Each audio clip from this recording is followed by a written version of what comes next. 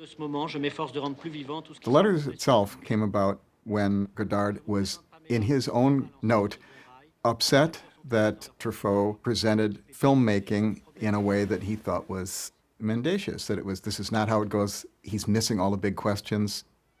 He's an apologist for an old way of making movies that's over now and that is, in fact, morally wrong or ideologically wrong, he would say. It's about seducing audiences, using a lot of money to seduce audiences and to pretend that there's a kind of magic in it, when in fact it's all about money and power. And so he uses this letter to tell Truffaut that.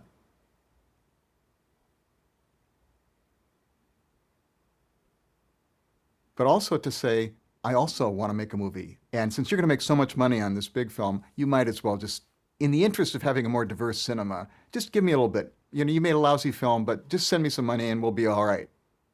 You can imagine what this means to get a letter like this. In fact, there's a kind of plea for reacceptance, to let's reignite our former friendship, which was a tremendous friendship, in this letter. On the return address of the letter, Godard uses the name of a filmmaker that he and Truffaut used to love, a French filmmaker that nobody knows from the 1940s and 50s, and he uses that name on there as if this return address is, let's return to the days when we used to go see this guy's movies. Truffaut didn't even notice that.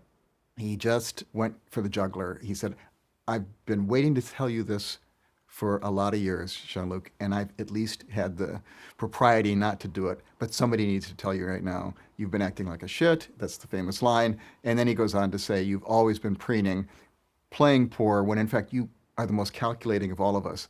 Calculating and demeaning. You will always talk behind our backs, we know that, and then you would ask us for money, or in fact you just steal it. And Godard, he's not an easy person, and in fact he's a person you wouldn't want to spend a lot of time with probably.